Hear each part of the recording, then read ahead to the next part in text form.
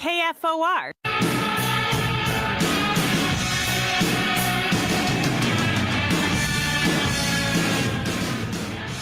Good morning, Lincoln, Nebraska. Happy hump day. Welcome into the morning hookup. Bill Lutz, YZ, Elijah's over there somewhere. He'll be in here momentarily to hang out with us. But welcome in. Hope you're having your start off to a great Wednesday. We got there's a lot of football talk today. National Signing Day. That we should put that in stories that we missed, because I think it goes unnoticed. It kind of does. It goes unnoticed right now. Smaller class this year. Smaller class. Not as much hoopla behind it because of the portal windows and all that drama that comes with that. But we'll jump into it. We'll welcome some new faces to the family.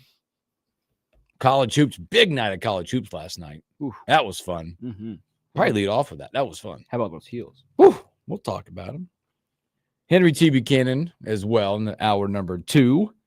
Stories that we missed, and the college football rankings came out. I have questions. There's a lot of talk. I don't understand what some of these comments coming out of the chairman with this. Mm-hmm. I do know they've set this up for a lot of drama. There's a lot of more questions. You can see it right now. One championship on Saturday is going to determine a lot of drama. Mm-hmm. I'm looking squarely at the Big 12. If you look at that, that's going to cause drama coming up. So we'll talk about that and a whole lot of you guys. Feel free to call 402-489-1240. You can jump on YouTube with us. Just look up the morning hookup. Jump on Facebook, all that fun stuff. Drop in your comments as well. Also, shout out. Thank you guys yesterday for the, I got a ton of birthday wishes. You don't realize that stuff. It was yesterday. I turned 48. Oh, well, happy birthday. Thanks. I turned no 40. I turned 40. I'm low key. I'm low key on the birthday. Not a big. I've talked about the birthday thing before. Uh-huh. And so my wife's family and my family are way different. Again, single mom, 3 boys, all that great stuff. But it was like, all right, my mom, it was always like, well, December 2nd, it's really close to Christmas. I didn't make a big deal of it. We had dinner at home and, I got a card, which was great. I loved it. So super low key. Now, my wife's side, they are birthday fanatics. They are holiday fanatics. It's your birthday. You only get this one time. I know. And that's what their deal is. Mm-hmm. And so to the point of like, it was yesterday, but so there's a lot of birthdays in December on her side and our side. This is how they do it. So we always go out to dinner. You get to pick dinner or make dinner, however that goes, which is great. But if the entire family can't make it, then it goes whatever day. So this year, it's like every year now. Her parents are gone. They go about. And so on like late December 20th, I think it is, we have a December birthday bash for all the birthdays in December. Nice. And it's like we go to dinner or lunch. I think it's a lunch this year. And it's like a whole big celebration. So everybody can be there. Knock out multiple birds. Everybody. Yep. I mean, you're talking about the gifts, the lunch, the balloons, like everything. Oh, yeah. Where I'm like, last night was like, yesterday was like perfect. Mm-hmm. I took my kids. They woke up. They said, happy birthday. Great. Took them to school like normal. Come into did the show. Went to lunch with our office yesterday. Bought my own birthday lunch. I'm just kidding. I did, which is great. I had a happy hour with a few buddies last night. I got to hang out, and then we went to dinner last night. It was perfect. Got home, watched Carolina play. Done. Moving on. But it is amazing that the love and support and the blessings you get from other people from near and far away due to social media. Yeah. Mm-hmm. Right? Like, it's amazing. People you haven't talked to in a long time. Yes. It's like I posted, again, I get a lot. And I'm sure everybody does. You get texts, you get phone calls. And at my post this morning, sometimes it stresses me out. Because I'm like, oh my gosh, I got to like all these and like heart these things. And I love it. And thank you so much.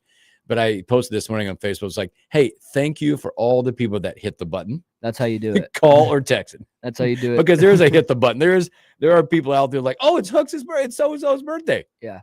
Facebook. Hit that button. Post. Smile. It's your birthday. I am smiling. Thank you. Well, happy birthday. It was good. Yeah. It was good. So, and again, I got to watch the Tar Heels play last night. Boy, last night in college hoops, Let's just go there. There's a ton of good games. There was great basketball yesterday. And the reason I want to kind of go there with hoops is looking at, I'm in the mode now. Football's over, right? I know we have a bowl game. We've turned the page. It's signing day, which we're going to get to. And there's a bowl projection. There's all that stuff. But again, I started watching, I love college hoops and Big Ten basketball. Let's start looking at who we're going to have to meet up with. Oh, yeah. Obviously, big one on Sunday from a rival situation. Iowa, Michigan State last night. Iowa is so hard to watch. My goodness. Ben McCollum has a brand of basketball that he is going to stick to no matter what. Methodical. That's what I say. And it is methodical. And I can see they're going to have some success this year, frustrating teams. My goodness. I was watching and I'm getting up and down. But the first 10 minutes, it was like 9-7. Yeah. They're going to have success and they're also going to have what happened last night. Now, what gets you in that Iowa style of basketball is your possessions mean everything. And they did not have the best night with possessions. They lose to Michigan State 71-52. Michigan State got them out of their game because there was a lot of empty Iowa possessions. As you look, they scored 21 points in the first half and 31 in the second half. So something to watch. Iowa's going to have success based on the fact that they'll frustrate you, get you out of your game. So that's Michigan State likes to get up and down. They're a fun team to watch.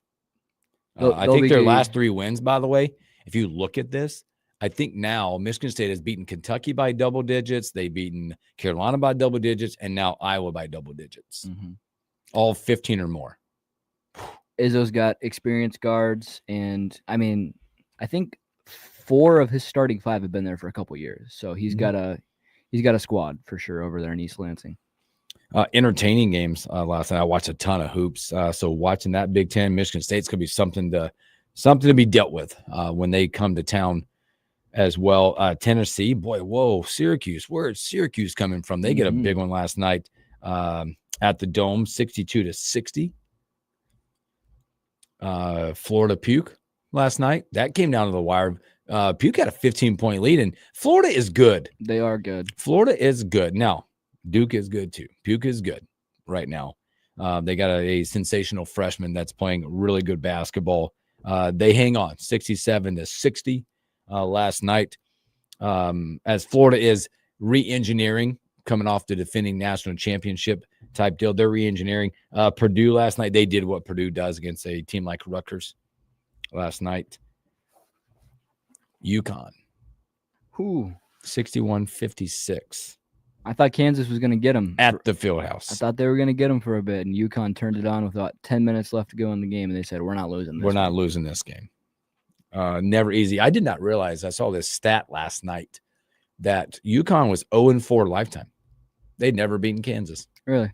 Got them last night at the Fieldhouse. And that's one of the hardest places to play in college basketball. I've been there a couple of times. I don't know if I've ever been in a better environment. Night in, night out. I'm not saying overall, because obviously people are like, what about No Sit Sunday in Nebraska? Yes, that was a top moment. But going to the Fieldhouse night in and night out, it is impressive. It's a 17,000 plus seat gymnasium. It's not even an arena. It's a gymnasium. Yeah. They still got the windows at the top that they can roll open. But Kansas also trying to figure out. Now, they're without their sensational freshman, too. I think 7 straight games now or something like with a hamstring. They'll be just fine. But UConn finds a way to get it done with a big second half, 32-23 in that one. Carolina gets it done. Not pretty. Hey. But they got it done. Their freshman Dixon last night, 5 points in the last 30 seconds of that game. Hits a big time 3 to get them there. Their presence last night. Now, I will the caveat, and I know people want to say it to come at me. Kentucky down 2 starters, and their sensational freshmen. I get it. Okay, but going into Rump is always tough to go play. Absolutely. That's a $22 million roster, by the way. That is not going well for them. My frustration watching the Carolina team last night, and this is overall college about. This frustrates me with Nebraska. I seen a constant theme last night. when you don't shoot it well, here's two numbers I'll give you from that game: 41-30 and 17-8. That's rebounding numbers. Not Nebraska. Carolina 41-30 wins it. 17-8 offensive glass win it. But yet you look up and there's 6 of 20 from 3. Throw the ball, get it down low. You got a 7-foot dude down there from Arizona, that transfer from Arizona. It's pretty good. If you're winning the rebound battle by 11 boards, that means you got a height advantage. It's the same thing with Kentucky last night that I watched, and that's just a constant theme in college basketball. 1 of 13 from 3. Ugh, gross. Kentucky went on a stretch last night. They didn't have a field goal for 10 minutes. Like, this was not good basketball. Yeah. Overall. The game has evolved, and the three-point shot is just... And it's the same thing with meaningful free throws. I don't dig too much. I know people, we like to look at the free throw margin or the free throws made. I like to look more at free throws late in games. How'd you do late in games? Carolina missed a couple of front ends last night. They could have put this thing away earlier. Kentucky, 17 of 22. 9 of 15 for Carolina. So I think there's common themes. But again, we're all in the analytics with college basketball. Keep shooting the three. Now, it was a 3 last night to put Carolina ahead late in the game. It was a freshman, Dixon, who hit a big one last night. How about Caleb Wilson? Whew. Didn't have his best shot. Not his best night, but again, I think 5th straight double-double. Yeah. He does some things. He's one of not only the top freshmen in the country, not because I'm a Tar Heel fan. He might be one of the top players in the country. The things that he does to be able to adjust your body midair. Yeah. He had a shot last night, and even Jay Will and Dick Vitale was on the call last night, were amazed. Like, at one point, he went up and jumped, and looking this way, somehow in his turnaround in midair to hit this little bunny. Like, I wanted to come through and beat up Jay Will, though, because Dick Vitale, which I'm not the biggest fan, but the comparison to MJ, I'm like, you got to stop. Yeah. Stop. That's a little early. Stop. But I just, just looking at some of these games and just the way that, find your margin, figure it out. Last night, it was a late night one last night as well. Number 24, USC. They were in Eugene, and they beat Oregon last night. So a lot of Big Ten stuff, 82-77 in that matchup. From the college basketball perspective today, there's more today. There's right now the ACC. There's an ACC SEC challenge, unofficial challenge going on. If you want to check out some Big Ten basketball tonight, you're also going to get a chance to see Indiana, Minnesota tonight. BTN, they'll carry that one for you around 6. Good matchup tonight as well. Louisville and Arkansas. ESPN. Arkansas got some of the best freshmen in the country, Ooh, too. Boy. Yes, they do.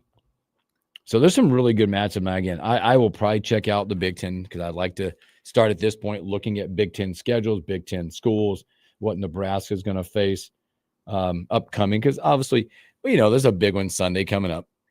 There's a big one. We'll be looking at it from that perspective. But it's also going to be like, all right, where do we go at in Big Ten play? Because there's a lot of Big Ten schools that are good in basketball this year. Oh, yeah. Purdue, Michigan, Illinois, Michigan State, Iowa will be good. Wisconsin will be good. They're just going to be frustrating. Yeah. Iowa's going to be frustrating. I can just tell it now. They're going to frustrate teams into being they're going to be like this 500 team, but they're going to frustrate everybody and everybody.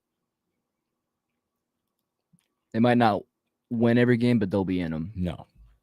It's a big game for Nebraska coming up. We'll be talking about that later in this week, maybe today as well. But Sunday, just building momentum to get a win like that, to get your feeling right, because then there's no rest after Sunday, because you go Sunday at 4:00 against those guys from the north, and then you turn back around on a Wednesday night at 8:00 at night and start Big Ten play with Wisconsin coming to town. Woo! Wisconsin, then you got to travel to Illinois. So there's a lot there. But good night of hoops last night. Again, more tonight as well. So let's take our first break. And let's come back. Let's look at the playoff. There's a lot of discussion around this. And some of the things that gentleman said, I don't get. Let's talk about that and a whole lot more when we return.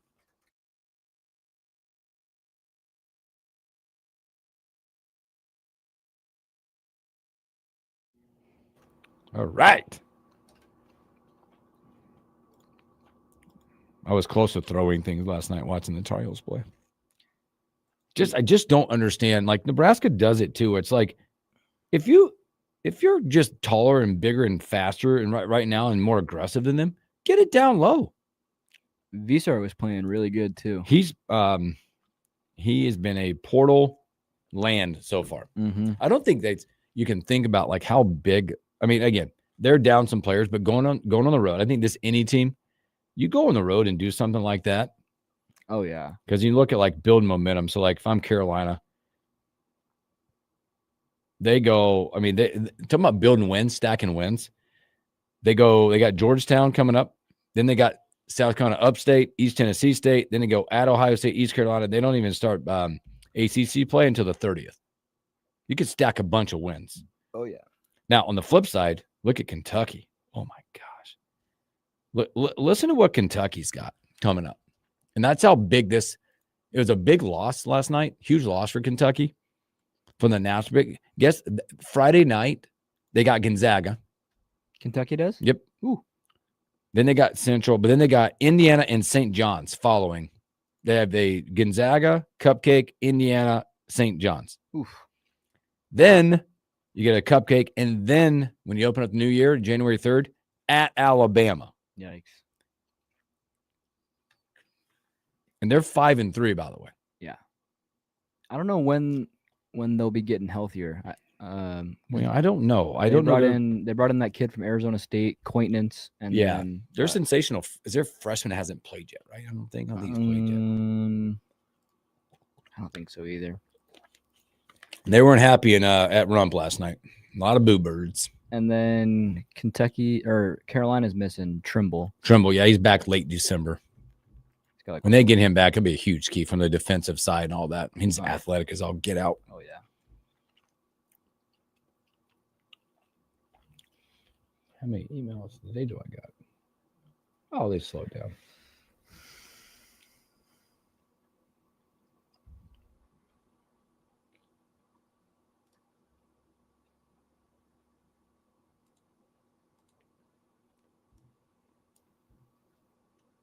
All right.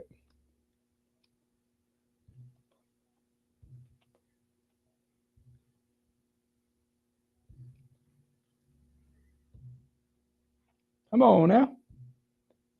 Good morning, everybody. Who we got? We have Flood X10. I love it. Good morning. Good morning, Arlo.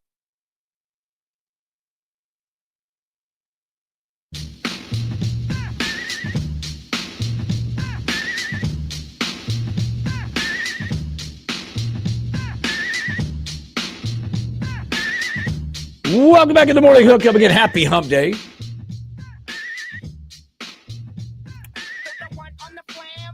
I love this song. Imagine like seeing them in concert. Today's a big day for everybody too out there. I know that if you were paying attention, today is the day, I think at noon today, if you jumped on and got the pre-sale code, Zach Bryan tickets today for Memorial Stadium. Pre-sale code today, noon. I think they go and sell at noon. How about that? You a Zach Bryan fan? My kid is. I like the music. And again, people's like, well, he's not the greatest. I don't listen. Yeah. Listen. Those people aren't my role models. I like music. I tell my kids that all the time. You know who your role models should be?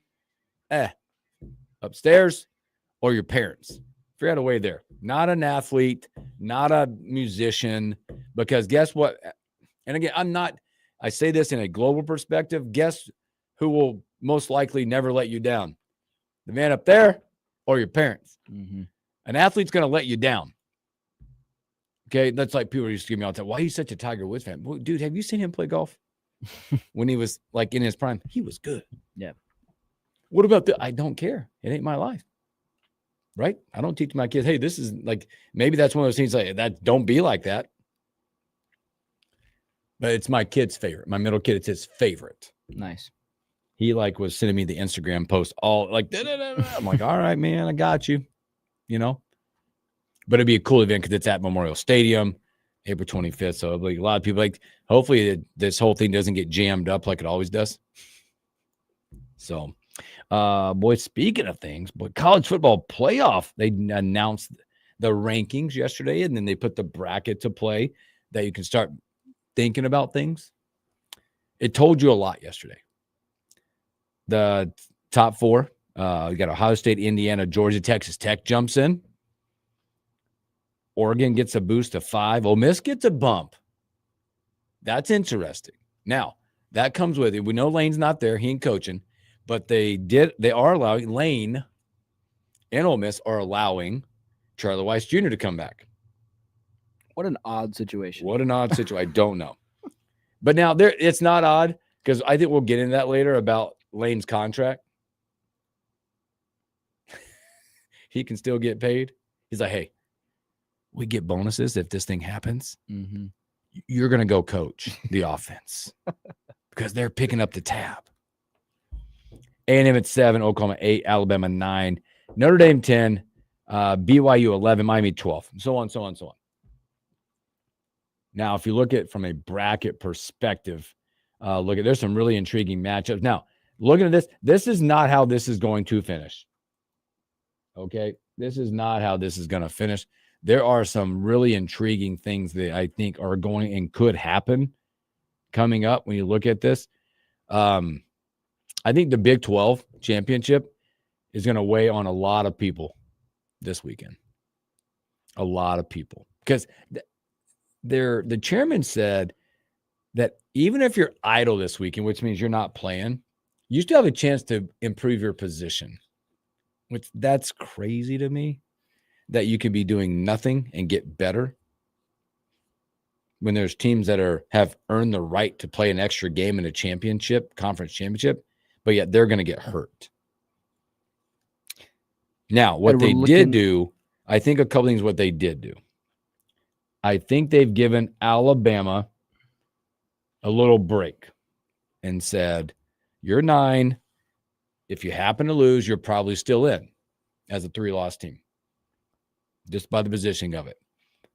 The team they put on notice was Notre Dame. Notre Dame, you're on notice right now. You're like, what do you mean, Hooks? Well, here's the deal. If Texas Tech, look how they're bunched up, 10, 11, and 12. Notre Dame, BYU, Miami. Texas Tech beats BYU. What happens to Miami? They get closer to who? Notre Dame. Mm-hmm. Now they're going to go, okay, because there's a lot of drama between Notre Dame and Miami. They head-to-head, right? Now, the other thing is BYU ends up winning against Texas Tech in the Big 12 championship. Guess who's out? The number 10 team is out. Notre Dame is out. Mm-hmm. Drama over. The drama is going to be when Texas Tech, if and when Texas Tech beats BYU, what they do. If they move Miami up to the 11 spot, are they going to take in consideration? It seems easy, right? Teams with the same record, you go head-to-head, and that's how it goes. Right. Yeah.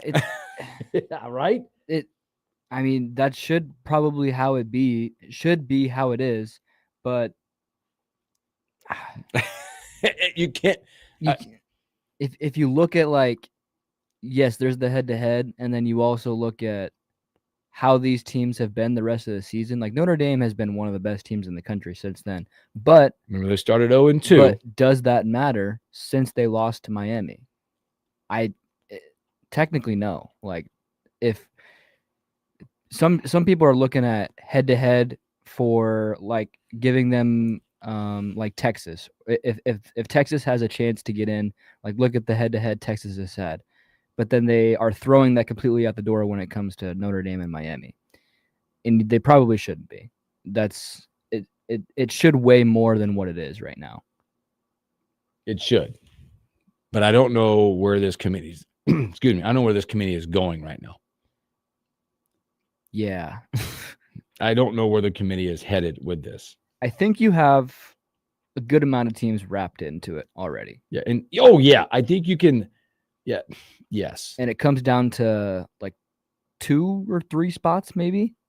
that could possibly open up, because I had like Oregon in, Texas Tech in, Ohio State, Georgia, Indiana, A&M, Ole Miss. They're all in. Yeah, I think right. Yeah, I agree. And there's some interesting stuff as you look at some of these matchups. Again, I think like you said, 1, 2, 3, 4, boom, locked in. Obviously, Texas Tech jumps into the bye right now based on their situation. Now, what will happen if they win? Whatever. Ole Miss at 6. I think interesting is they left those blank spots because you don't know right now. You're gonna have a conference champ at number 11 and a conference champ at 12. Now, this thing could be like opened up like, I don't know, what if Duke beats Virginia? Does Texas Tech beats BYU? Does this start to open up the group of 5 getting 2? It definitely could. You could get James Madison from the Sun Belt, and then you could get Tulane, North Texas or Tulane. Yeah, you could get 2 group of 5 teams. So crazy.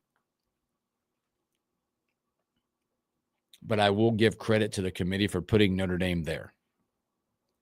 And Alabama getting a rivalry win, jumping them to 9. So if they do lose to Georgia in the conference championship, still in.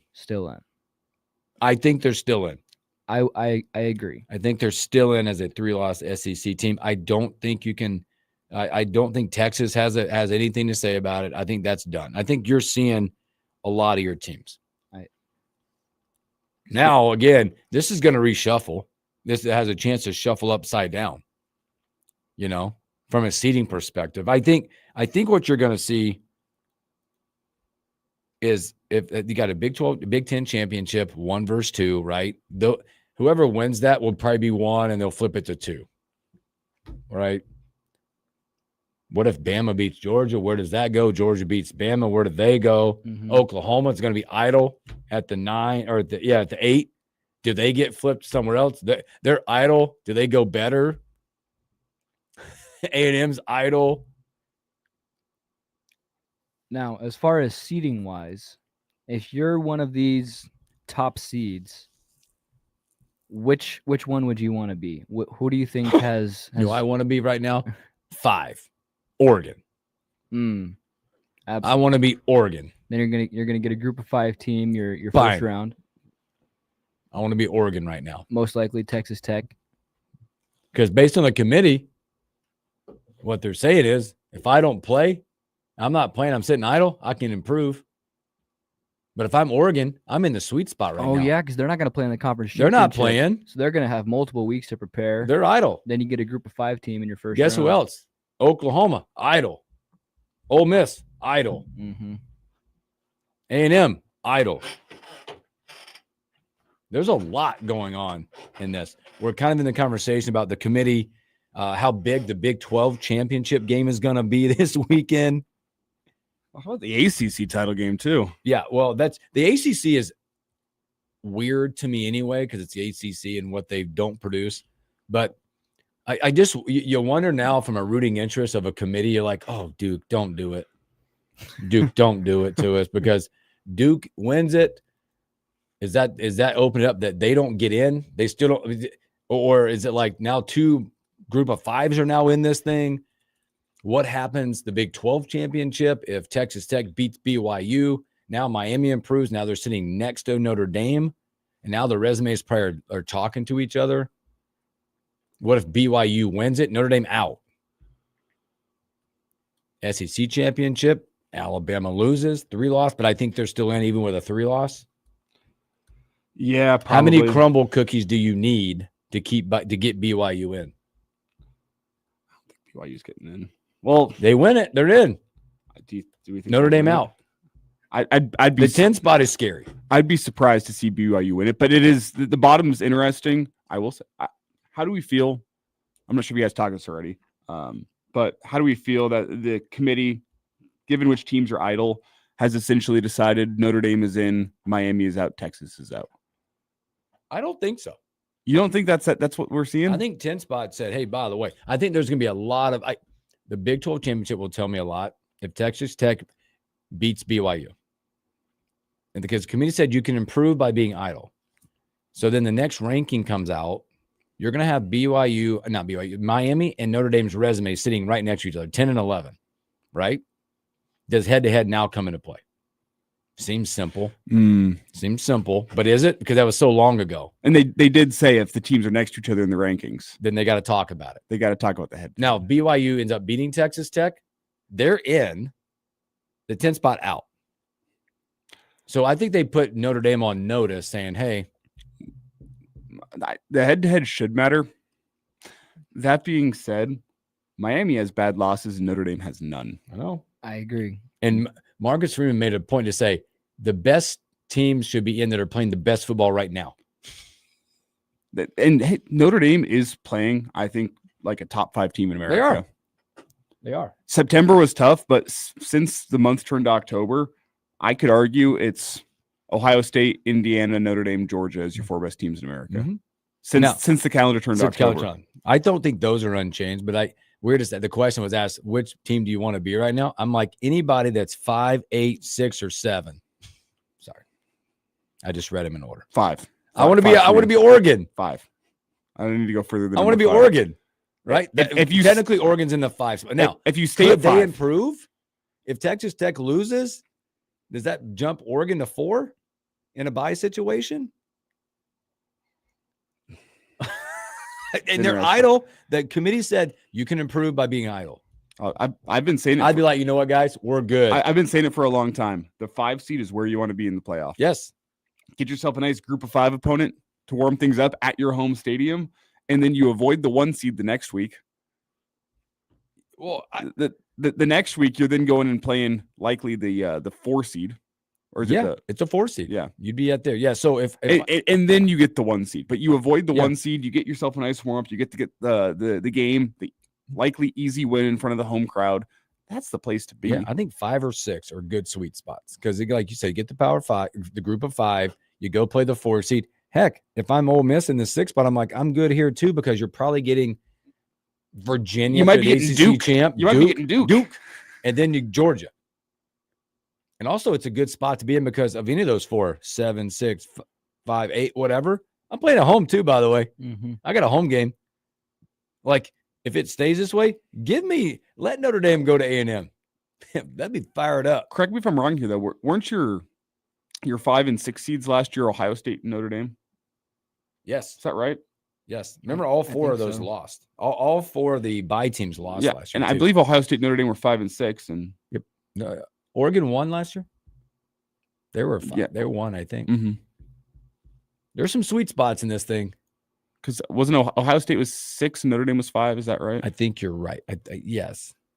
That sounds right to me. Research happening as we could look chatter. it up. Research happening. But obviously that's important because your national championship game last year.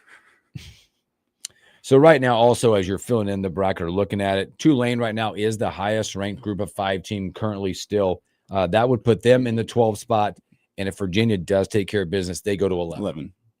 Now, if Duke wins, God, this thing is upside down. They likely make it because I think a win for Duke against Virginia would make them the probably second highest ranked or the last between. Did they go to 12 between Tulane and them? I think they would be the last, the 12 in the top 5 highest ranked conference champions. Yeah. So that probably puts them at 12. Oh my gosh, Oregon. Last year, Ohio State was the 8. Oh, and Notre Dame was the 7. Okay. So that means they had to go through who was 7? Notre Dame. So they went through the 2 seed, and Oklahoma went through the 1 seed. That's right. And I mean, Ohio State, it was Oregon. Yeah, because they had to go through the 1 seed. Yeah. They got Indiana, Georgia, and Penn State. Notre Dame did. Wow. The committee has set themselves up for a drama-filled Saturday. Oh, what do you guys have your college football Saturday all planned out for you? I just was bringing it up because I have not really determined that yet. Oh, I've got my. Well, I know what I'm doing that night. I'll be watching Nebraska ball. I'll be at the Bob for sure. Boy, that's a big one. Friday night, by the way. Don't kick your night off. Tulane and North Texas at Tulane, by the way. And North Texas is a favorite. Yep. Wow, drama. And then 11 o'clock ABC, you'll get BYU Texas Tech, which they played that same time slot a few weeks ago, and Texas Tech dominated. And they're 12.5-point favorites this weekend. Yes, and that's it's an AT&T stand to Jerry's World. The 3 o'clock slate, you get not slate, the 3 o'clock game. What these are fire. Yeah. Thank you for spreading it out, by the way, for all of us. 3 o'clock, Georgia, Bama, where Georgia is a 2.5-point favorite right now. Then your 7 o'clock, might as well watch some boring stuff, but it's going to be worth it. Puke, Virginia. How about Virginia's only a 3.5-point favorite? Oh, because Duke matches up very, very well with this Virginia team. Yes, and it's in Charlotte.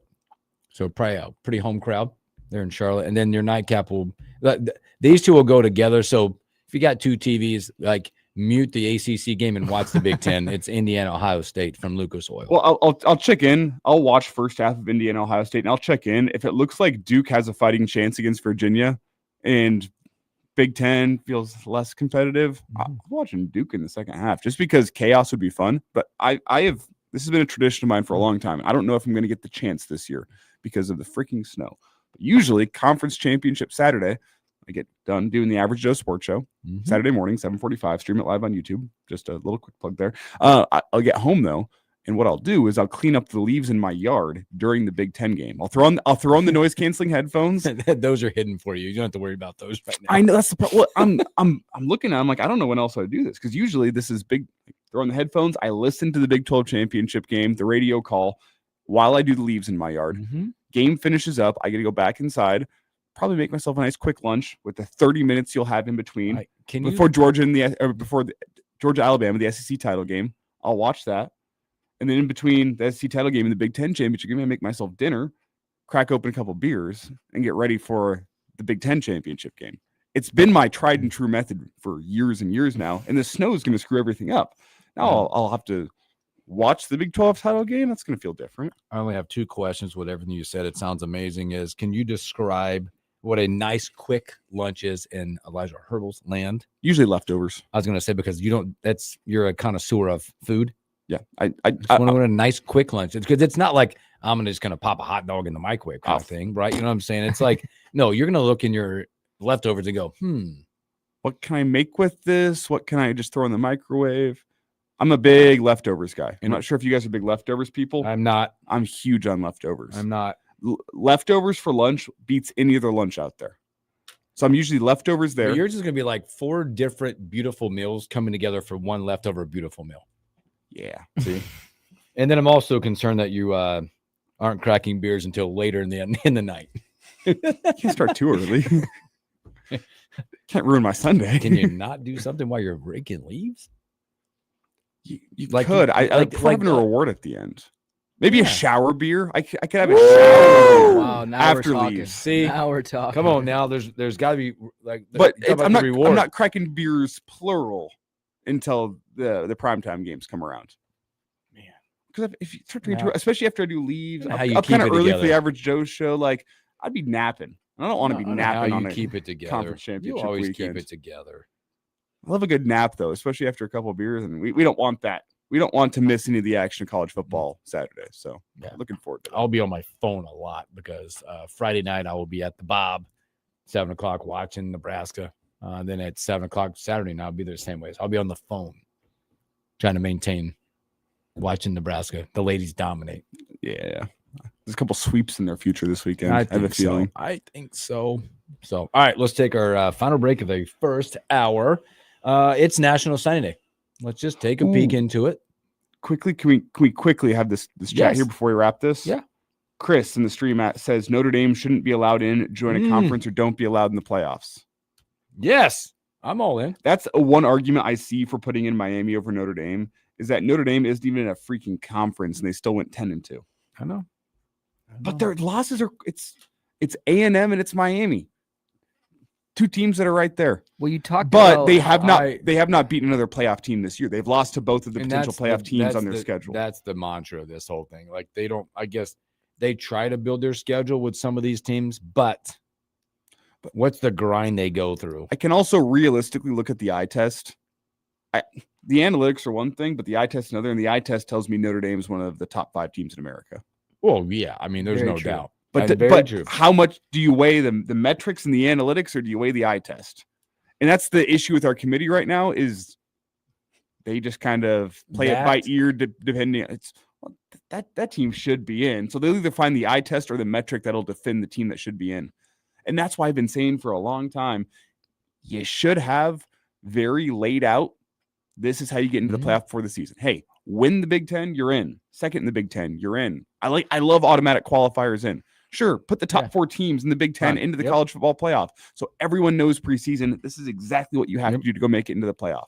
And Hooks, you talked about like teams being idle and still being able to improve or fall. Notre Dame's the biggest example of that. they're like, gonna because they don't control their fate at all. Because you don't play in a conference championship. And I think that's why they put them at 10. But let's also don't get twisted with this as well. There's a brand out there, and it's going to be a part of the conversation. It won't be a part of the public conversation. We know that, right? Yeah. Listen, it's like North Carolina making the NCAA tournament exactly, but they deserve to be there. But it's an optics conversation that will be had behind there. I don't think it won't be had probably in those closed doors, but it will be in the room. Yes. Notre Dame, whether it's spoken out loud or not, it's a reality. Miami. Where are we at in the world of the optics of which brand is going to get that view? Because if this holds up, you don't believe for 1 second that they don't want Notre Dame to stay 10 and then head to Kyle Field. Oh, absolutely. Versus Miami at 10. Let's just say that's the way it works out. Miami gets in at 10 and they got to go to Kyle Field. It's a different conversation with those two teams and whoever's in that bracket. Sometimes I guess, you don't read it as the letter of the law. There's the intangible stuff that gets you in these things. Yeah. So the selection criteria sucks, but it gives us something to talk about this week. So absolutely thank you, College Football Playoff Committee. Thank you, because it'll deliver on Saturday for sure. So all right, let's take a break. We'll come back. Talk a little National Signing Day. Said it earlier. We should have put this in stories that we missed, because I think typically people right now will miss today. That it is National Signing Day. That and a whole lot more when we come back.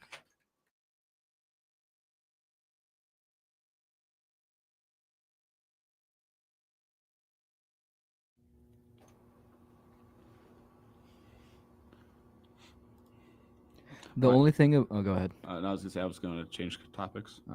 I was gonna say, well, I'm not. The only thing about the SEC and Big Ten championship is like they're gonna be good games, but they don't mean anything. Yeah.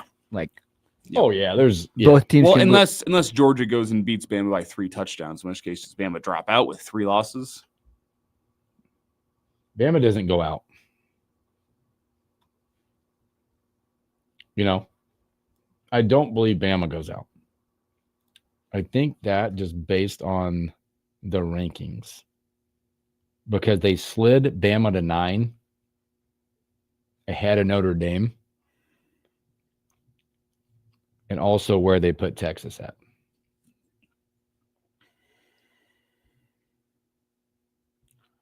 On another note here, my dad has somehow acquired 4 tickets to volleyball on Friday night. Nice.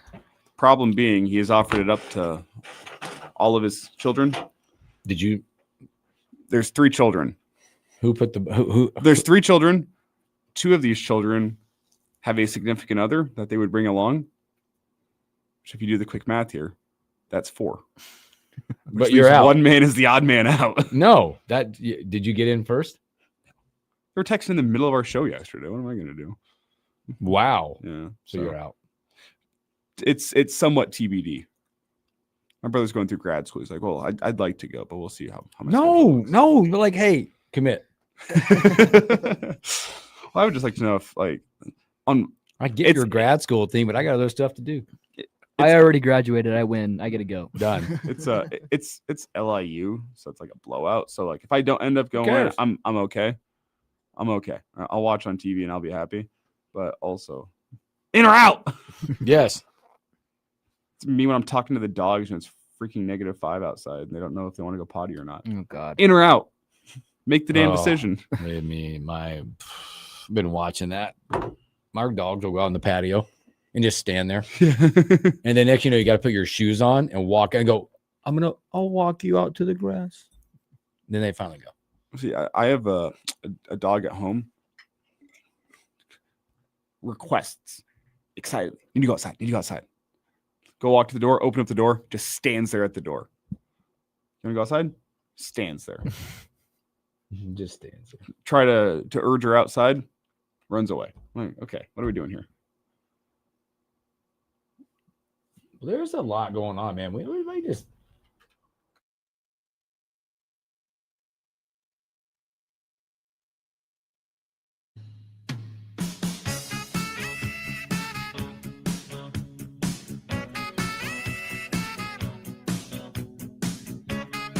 Welcome back in the morning hookup. Hey, we're gonna punt. Ha. We'll get to signing day in the next hour. There's coaching stories right now still in college football. Oh my goodness. Brian, Penn State's in trouble. Holy Penn State. They're in trouble.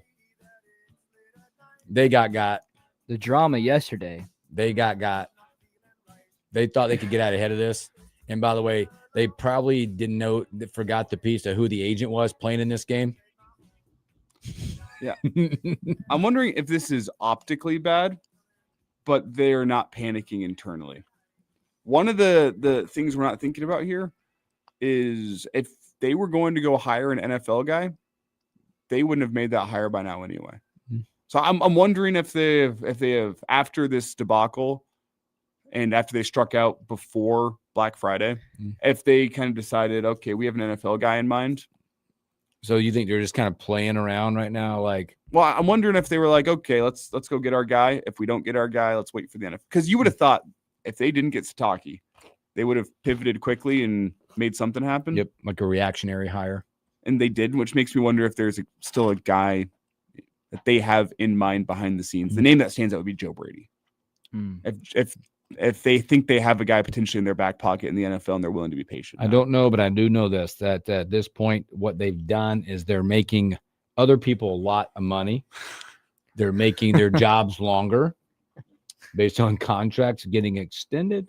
But it's an interesting situation going on as the extension is in play now for Sataki out of BYU. Some other news that is starting to come in the college football world is Chris. I'm drawing a blank on his name. K-State. Chris Kleiman. Chris Kleiman is set to retire. Breaking this morning, and the OC Colin Klein, former K-State quarterback, set to take over that job. I'm excited to see what Colin Klein can do. He's been an up and comer. I am too. He's been the coordinator at A&M, right? Yep. Like USF set to hire OC Brian Hartline. That's a really interesting one to me.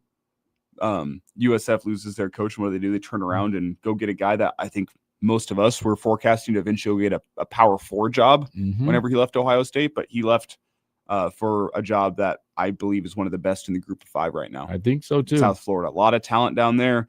Brian Hartline, I think, should do good things with South Florida. He takes over a solid roster as well. So that's out there. Also, extension and new 7-year contract out at Texas Tech. Joey McGuire is extended. He'll pay him more than $7 million annually for the next 7 years. So that happened. The Penn State thing is intriguing. Sorry, it baffles me. Well, when you're going up against the Mormon Church, you got cookie crumble. It's not gonna go well for you. It's funny how the cookie crumbles. There, yay! Also, I think interesting as well is the fact that, speaking of that, like we going back to the playoff a little bit. Ole Miss made a jump. How it's this whole LSU contract with Lane Kiffin. Now Weiss Jr. gets to go be the OC, and he was like, hey, we're going to get our bonuses, and LSU is going to pay it. You're going to go coach the offense. Match made in heaven. So, boy, that was fast. Fast moving the first hour. Thanks for hanging out with us. Come back. We'll have signing day, Henry T. Buchanan, and a whole lot more.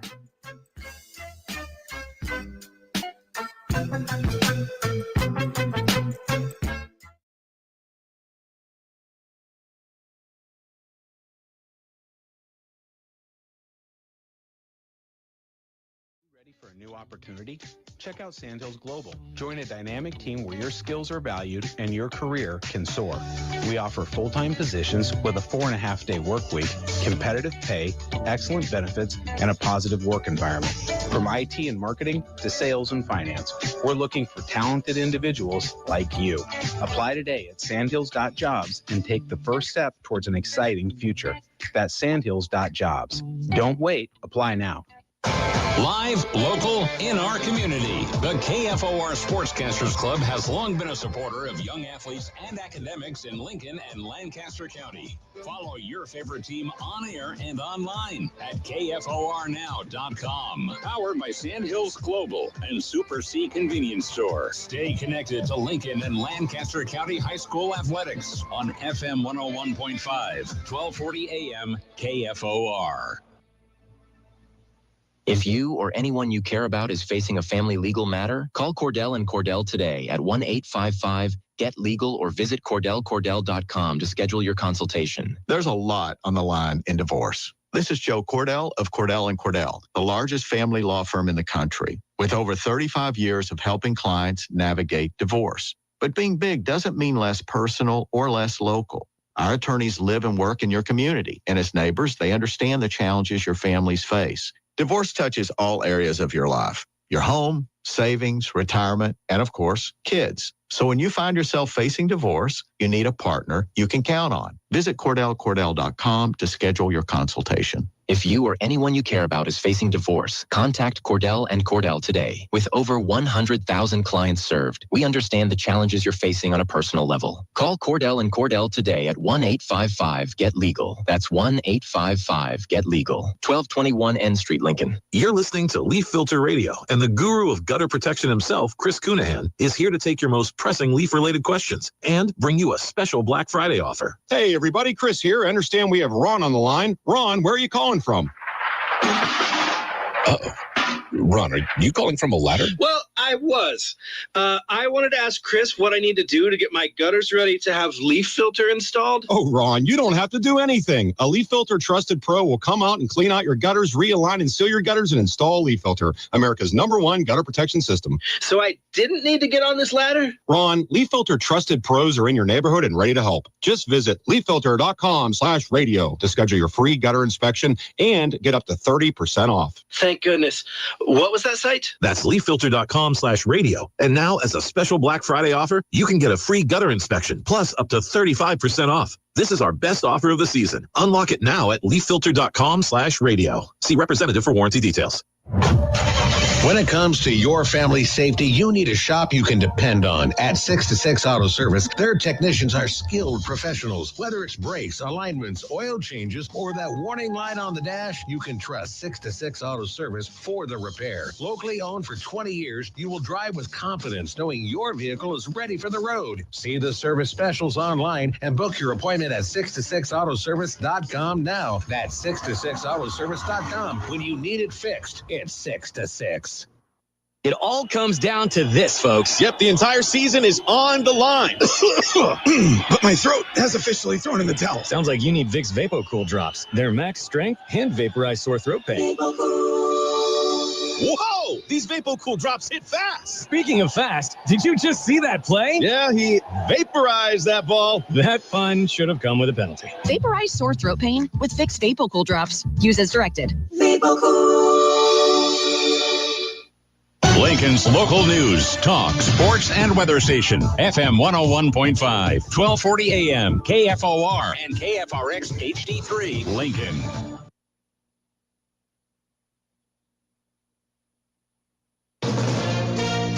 From ABC News, I'm Sherry Preston.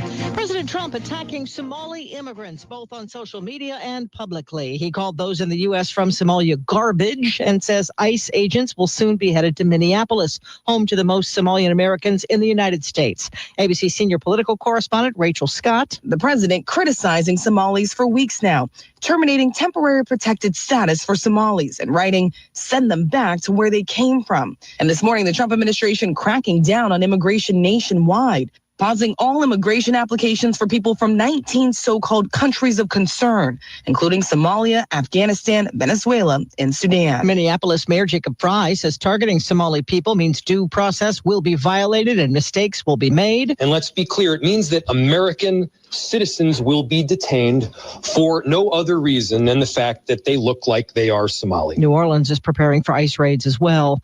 More fallout over the strikes on the alleged drug boats in the Caribbean, including a second strike on one in early September in which survivors were killed. Some say that amounts to a war crime. And ABC Pentagon reporter Louis Martinez says members of Congress from both parties want access to videos of the strike. They want to see that video as well. They want to see whether for themselves what is actually happening as it played out. Now, it's unclear whether that video is actually going to be released or not, and whether those members of Congress are going to get their wish, but it would go a long way if it did, but uncertain if that is actually going to happen. U.S. Special Envoy Steve Witkoff is headed back to Washington without any movement on peace in Ukraine following a day of meetings with Russian President Vladimir Putin in Moscow. Record cold hitting parts of the country this week. By Thursday, it will be below zero in parts of Nebraska, single digits by Friday in places like Chicago, Pittsburgh, even Portland, Maine. Dow's up 178. This is ABC News. I love a day on the water with friends, but my moderate to severe plaque psoriasis sometimes holds me back. Now I'm all in with clearer skin thanks to Skyrizi. Risankizumab Riza, a prescription-only 150 milligram injection for adults who are candidates for systemic or phototherapy. Teaching music is my passion, but my active psoriatic arthritis can limit me at times. Now I'm treating my joint symptoms with Skyrizi. With Skyrizi, most people with plaque psoriasis saw 90% clearer skin at 4 months. Or if you are an adult with active psoriatic arthritis, Skyrizi helps you move with less joint pain, stiffness, swelling, and fatigue. Don't use if allergic to Skyrizi. Serious allergic reactions, increased infections, or lower ability to fight them may occur. Before treatment, get checked for infections and tuberculosis. Tell your doctor about any flu-like symptoms or vaccines. There's nothing like clearer skin. There's nothing like better movement, and that means everything. Ask your doctor about Skyrizi. Visit Skyrizi.com. A push to build a new East Beltway. Good morning. I'm Jeff Moats, down to 32 degrees at KFOR. Hard to believe for about a century that there's actually been discussion of a beltway around Lincoln to help traffic flow in, out, and around the city. Now, city and county leaders are making another push to connect what's been established for Interstate 80, Highway 77, and the new South Beltway for Highway 2. The biggest roadblock for the East Beltway is a 2030 cost estimate of $775 million, over $400 million more than the South Beltway, which was completed in 2022. With inflation, that number will climb, according to Lancaster County Engineer Pam Dingman in an interview with KFOR's media partner 1011 News. It's going to take all governmental entities working together at all levels to get this project across the finish line. Dingman said that the 2026 Nebraska legislative session will be the county's fourth attempt to get funding from the state, which faces an upward of a $500 million shortfall this next session. If that doesn't work, advocates are also looking to the federal government, asking 1st District Republican Congressman Mike Flood and both of Nebraska's U.S. senators to appropriate money. Once funding is gathered, Dingman says construction could take between 3 to 7 years. A dog tied up to a sign outside the Walgreens at 27th and Vine about 3 o'clock on the afternoon of November 11th and was taken after the owner went inside the store. In this week's Crime Stoppers report, Lincoln police say the woman came back out of the store about 10 minutes later and found the dog was gone. LPD forensics technician Becky Keller says video was reviewed, but it was so far away and was very little value to help in detailing the description of the suspect. Unfortunately, there were no other cameras and no other witnesses available to help. So today we are helping. We have a photo of Odie, the Jack Russell Terrier, posted on LincolnCrimeStoppers.com. Keller says from what they could gather from a suspect description, it's a black male wearing a darker colored top and light colored pants. Today, partly sunny, slight chance of snow. Temperatures will continue to fall throughout the day. It's 32 now. I'm Jeff Moats, KFOR News.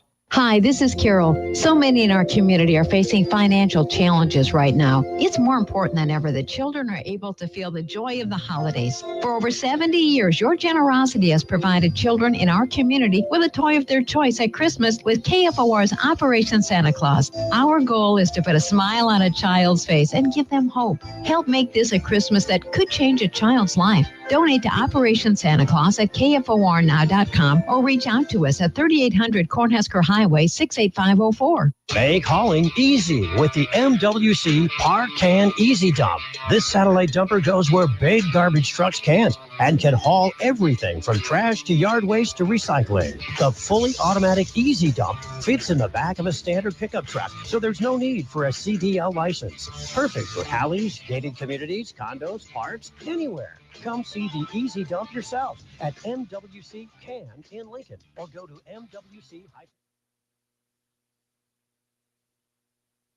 This is the Morning Hookup on KFOR.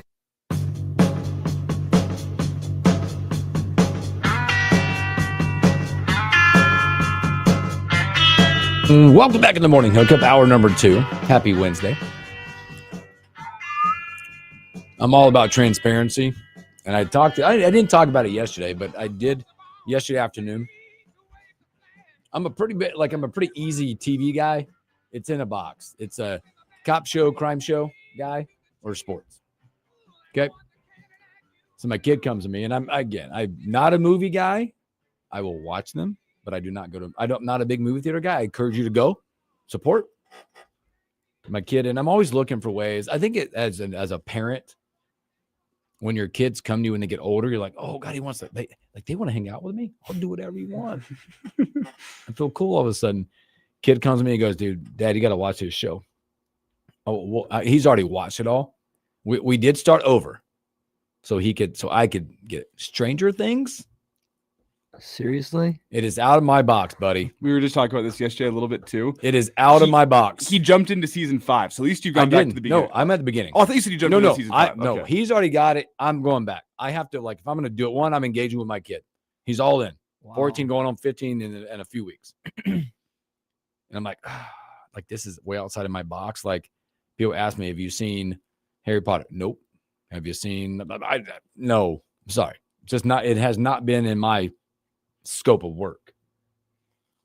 So I'm watching. We just finished season 1, episode 3 last night. So we're getting there. Oh, it's really getting good. Oh. But then it first, just keeps getting better, man. The first couple episodes. One, also, by the way, and again, not like parent the way you parent. I also do still watch things with them to see what they're watching. I was a little like, wait a minute. It was early on in those first two episodes where there's like a little provocative stuff going on here. It's my kid watching. It's PG-13. Yeah, but there's a lot to you can think about it. So, did you ever play Dungeons and Dragons growing up? No. See, that's the other thing. I knew it. That's the other thing. I'm trying to figure this out. 11. That's all I'm worried about. I know why. I know why he's never played a game of Dungeons and Dragons in his life either. I am worried about Will though. Well, they're gonna find him at some point. I don't need to know. Don't tell me. Don't spoil it.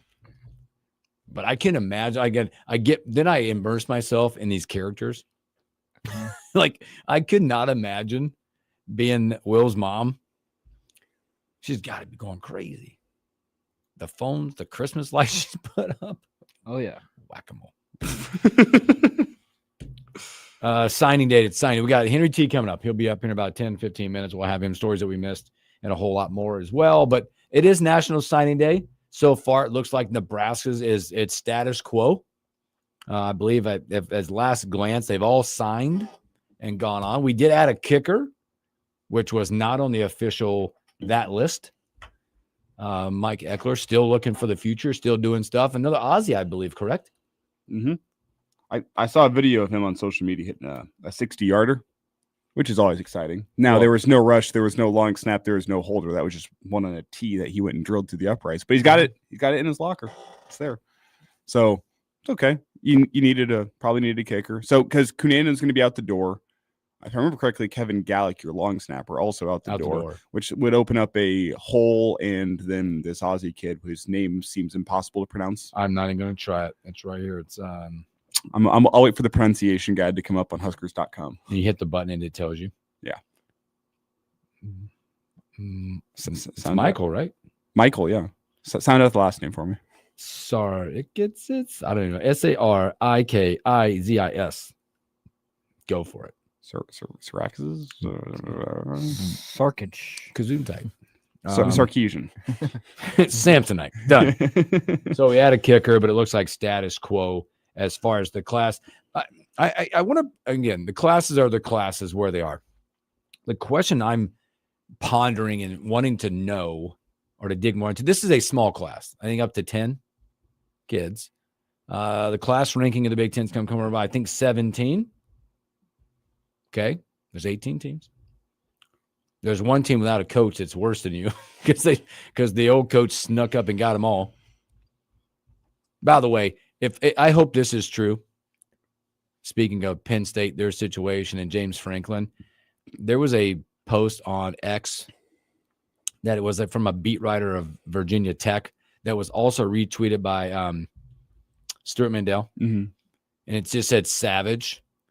Allegedly, by this photo, there is a table. They have like signing day. It's a table. It's a party, right? And on the table, it's just a box of crumble cookies at Virginia Tech. Tell me that's real. Hey, coaches are allowed to hold grudges too. Tell me that is real, because I'm down for all of that. But the question being is, do these rankings, they still matter? Because, and I asked that because of like, all right, you got 10 kids. It won't be 10 going forward. There'll be 15. I don't know what the number will settle into. I don't think we're going to see the 26, the big numbers anymore. But does it matter as much now versus that you're going to go in and here in about a month or less, 3.5 weeks, it's going to be open buying season in the portal. Where does the allegiance lie from a class ranking to what I'm going to go pay for to buy in? Well, it comes down to your urgency. I mean, there's going to be teams out there that are going to trust, like, and I look more at your teams that go and consistently reel in 5 stars, because it's not about class size anymore. It's about hit rate. Mm-hmm. And you open yourself up to a better hit rate if you go bring in a 24-person class. Mm-hmm. But if you're Georgia or Ohio State and you can bring in a 16-person class with 10 5 stars, which would be a high number to hit in today's day and age of college football, you got to do what you got to do, and you'll sacrifice a little bit in the portal. It's where you're at as a program. And Nebraska urgency this offseason is we went through the list yesterday on the Average Joe Sports Show. Of all the places you're likely going to need to bring in some upgraded talent in the portal, it's a lot. Think about how many positions. Running back, absolutely. Probably tight end, because there's probably going to be some attrition there. And, I mean, Mac Markway's the guy oft injured. Luke Lindenmeyer, I'm sure, is going to be getting calls in the transfer portal. Carter Nelson, you haven't figured out how to use just yet. So probably a place you're going to have to bring in a guy. Offensive line, yeah, you're going to need to supplement. Wide receiver room might be okay, but if there's a match out there that seems to fit, you might bring in 1 or 2. I think the wide receiver group is interesting. Just because, and I think what they did this year was a Nebraska hit. Oh, yeah. In that room. But are those skill positions a dime a dozen sitting out there from now on? Well, like, if that makes sense. And that's what I'm saying. If there's a match out there where the price is right, yeah, like the price is right, you'll go and do it. Also, did Ja'Cory Barney and Isaiah Hunter stick around? There's not a name on the roster. Yeah, that he's staying. That's not the reality of the portal anymore. I think the reality is the fact that your coach has got to go re-recruit and re-up the contracts for your current staff or your current players. Yeah. So yeah, we'll see what happens in the wide receiver room, but I think they like the young talent there. They definitely like Isaiah Hunter, Ja'Cory Barney. Mm-hmm. So that's the one room. If they didn't make a single addition, I'd feel comfortable in. The probably only room. Defensive line, yeah, you're gonna need to. We'll see what a new defense coordinator wants to do scheme wise, and that'll determine what you're gonna do along your defensive line. But you're probably gonna bring in talent there. Mm-hmm. Linebacker room, yeah, you're probably gonna bring in talent there. You like Shavers, you like Merritt. Elsewhere, there's not much there, so you're probably gonna be bringing in talent. You're gonna need to upgrade your safety room. Yep, because of losses and whatever else, and yeah, and maybe you bring in another corner as well. We haven't seen many of the young guys aside from Donovan Jones, so there's that. I mean, it feels like as you go through, it's running back, tight end, offensive line, defensive line, linebacker, defensive back room. We're all going to need transfer portal guys brought in. It feels like this is the year for the small class. Hope you hit it in time. Some of those classes you don't know if you hit until a year or two from now. But it feels like the year it's like Nebraska got a newfound money, bucket of money that they got to go figure out how to really spend it effectively in a couple weeks. It's just interesting to think because I know there are a lot of people like, well, the class ranking. Well, I don't know what that means anymore because nowadays, in the last few years, you've had the class ranking here, but you've also had this portal ranking, right? So it's two different worlds. And this year being way different based on the fact there's one portal window. And the fact that how much time and effort right now coaches across the country are negotiating way ahead of the portal to be ahead of everything else. Because this thing, and again, everybody knows this out there, this portal, when they announce portal subtractions that are leaving and additions that are coming, these are already done. Right? Like the window opens and we already got 10 dudes. Because we already know the 10 are leaving out the door. I'm sure Coach Rule and staff already know. Maybe just waiting for a better time to announce. Probably not today because it's signing day. I would expect this week later on, like tomorrow or Friday, to start the season. You've had one so far. I think just announced. Kid in Vermont. Yes. Yeah. So I'll be really curious to hear what Matt Rule's presser today sounds like. Is this about signing day or is this a state of the program? If it's a state of the program, it could be a very, very interesting press conference. But you just look at the class as itself. There's some guys you have to be right on. You just have to be right on with the class this small. You have to be right on Danny Odom, which everything I see from him, he looks like a guy that's going to come in and compete for playing time right away. He's special. He just got the 5-star bump. Top 40 player in the country. He looks special. Claude Puma, you've needed an offensive tackle that kind of moves like him. Is he going to be a freshman year impact guy? I doubt it, but you never know. But that's a guy that you have to be right on. I mean, 6'7", 308, and a guy that can move like that doesn't come around very often. You need to have that one right. I look at Rex Waterman, another offensive tackle, that maybe slightly more of a development piece. Also maybe slightly more of a guard body. We'll see there. I'm sure they'll come in and test him out and see where he fits better. But another offensive line piece that you need to be good. And then I look at Nayland Scott. I know he's stepping into a room that's got a lot of young talent. That's a guy you worked hard to pull from Arizona State. I think he's a guy that could come in and compete for playing time pretty early. But him, and lastly, Jamal Rule, running back. Oh boy, you have the great state of North Carolina. Has there been a running back that you have brought in that has lived up to your expectations dating back to Emmett Johnson from a recruiting point of view? That answer is pretty unequivocally no. You got to get one. And Jamal Rule, I like how he plays, but I think you got to be right there. So those are the names I kind of have circled as the guys that you need to be right on. Everyone else, hey, hoping for the best, but you got to be right on Danny Odom, got to be right on Puma. I think you got to be right on Waterman, Jamal Rule, and then I guess I'll say one of Nayland Scott and Larry Miles, the 2 wide receivers. You feel like you've done some good work so far in that class, and it feels like that it's something that could pay off for what you've done. But there'll be a lot. Again, this is going to evolve. You would hope, I guess I would hope today when he speaks that it's about the class. Give that class their due as they've made the leap to sign with Nebraska, either stay home or come home to Lincoln, and then you make it about the class. Because there's a lot more other time. I think I say that right, but there's more time to talk about the state of the program with Coach Rule. Now, there'll be a question or two about the landscape and the portal and things like that. And Pat Stewart has made comments already about what the portal looks like, and they've got boots on the ground, essentially, out there that have their, like, he's got people who know people who got people that are listening to the portal right now, so they can pivot quickly when people leave. It's a whole operation. It's kind of fun. So, all right, a lot more from that. But let's we will pivot. We're going to take a break. We're going to go to hoops with Husker legend Henry T. Buchanan.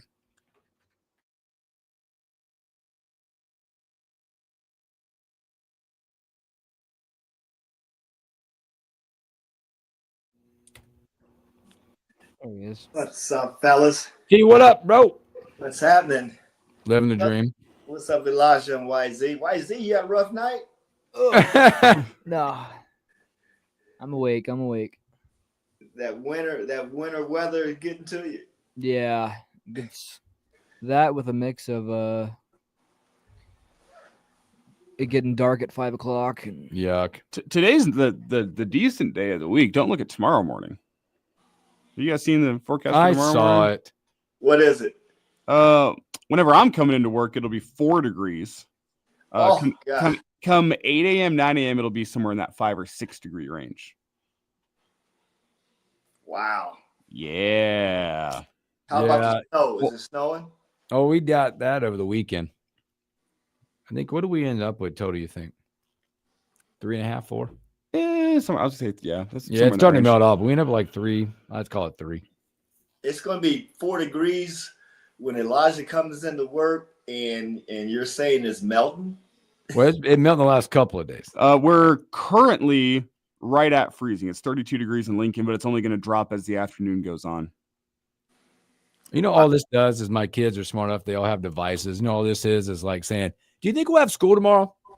It says -15 wind chill. I'm like, dude, go to bed. -15 wind chill? I think there's some wind tomorrow. I bet you they'll have school tomorrow. Yeah, right. I don't care. I told them I don't care. I'm going to drop them off anyway. Just drop them off, Bill. Yeah, these kids go to bed thinking they're going to, and then they go to bed thinking they're not going to have school. And they wake up PO'd. Pissed. Man, I'm like, dude, they want me to they want Stacy to send something like to the school. Send this to the, no. What are they going to do? We want you to go to school. Isn't it in Europe or China where it's school year round? There's no days, you don't get a summer vacation and all that good stuff. They have some, I know in England, their summer break is much, much shorter compared to the U.S. So I know there's some schools out there across the globe. They do a longer winter break, shorter summer break. Yeah. And they space it out a little differently, but it is year round. They figured it out. Oh, okay. Summer break is important. I'm still waiting on the 4-day. Well, I'll be retired by the time they implement the 4-day work week across the nation. Don't go there. Don't Friday, Saturday, Sunday off. Could you imagine? Don't. Yes, I can. I'd love to imagine it because I don't get any weekend. All right, here we go.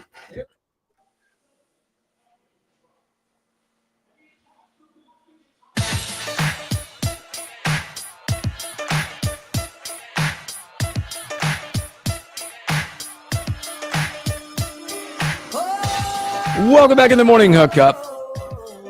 Let's bring in our guy, Henry T. Buchanan, Husker legend. T, what's up, man? How was Thanksgiving? It was great. What's up, Bill, Elijah, and YZ? No, it was wonderful, man. My sister and actually, I just dropped off at the airport. I just returned home.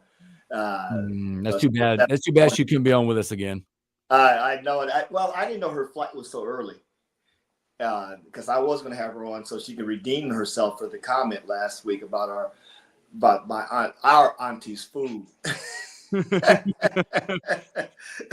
I hope your auntie didn't hear it. No, I don't think she did because nothing's been said. But when I send a link to them, it's kind of they're about a week or so behind, and then I'll get a comment. Yeah, her sister or my other aunt, she'll write me, text me, and give me her opinion about the show, good, bad, or indifferent. It's never been bad in her opinion. So yeah, it'd be interesting. But I was going to help have her redeem herself. But Nita, I'll just apologize for you. So, because she's on the way home now, and so if my aunt gets wind of it, then I'm sure it'll be a house visit. Auntie, you should send her this link first. Say, listen to this one first. Then you can go back and know why I'm sorry. Oh man, it was awesome though, man. It's just, when things like that happen live and you can't take it back, you just got to swallow it and keep it moving. And I didn't realize I said, we're live. I didn't even know I made that comment. Yeah. But yes. But no. So now I'm just, my cousin, she left Saturday morning, Sunday morning, one of the two. So nice, relaxing, still got leftovers. And, yeah. Yeah, I froze some of it. I put some of it in the freezer for later dates, but I had plenty of food that lasts me for most of the winter. Nice. Well, we got Husker legend Henry T. Buchanan. See, I went to Walmart and grabbed some turkeys. They're on sale post Thanksgiving. Get a good price on them. I got some turkeys in the deep freeze. No kidding. Yeah, I'm eating those all winter. That's smart. Listen to this man. When you work in radio, you got to know how to shop a deal. Wise above his years. All right. So you one of those Black Friday shoppers or Cyber? But it's for ingredients. What is it? Cyber Monday? Yeah, you think I'm shopping for my family? I'm shopping for myself. This man out here looking for new bowls, mixing bowls and stuff. Salt and pepper shakers. Oh! Before I forget, D Vic wanted me to send you a message. Bill. What's he got now? He said you look a lot bigger on the show than you do in person. He met you, because I think he met you for the first time. He did. Well, listen, man, this ain't fair. Like, D Vic's like 6'12". I know it. It was deceiving or just a little off, because he always called me Shorty. So I kind of felt good about that. Now he can focus on you instead of me. Well, my chair sits higher than most. I'm not gonna lie to you, my feet are barely hitting the floor. What's unfair, that camera in there that YZ's got makes everyone look tiny except for one Justice Rhodey. Oh, Justice always looks like he's 6'10", and it's unfair because he is. But it looks like YZ slouching a little bit. He's not. What's that chair? That chair's in chill mode. The chair's low, that desk is high, and it makes you look small. Yeah. T, let's jump into some hoops, boy. I got it. Jason, good morning. By the way, yes, it is Hate Creighton week. Hey, get us into the mindset for you guys when you had to play that game, because look, man, we know that there's rivalries that get created, there's fake rivalries, all this stuff, but man, that one is real. Whether you're up there, whether they come here, what is the mindset? Because I think in these types of games, first of all, this is the chance for Nebraska to get right. You're going to come into this as the favorite on Sunday. But you can get over your skis a little bit and do things you don't normally do in these type of things. Just get me in the mindset with how you guys got into it back in the day.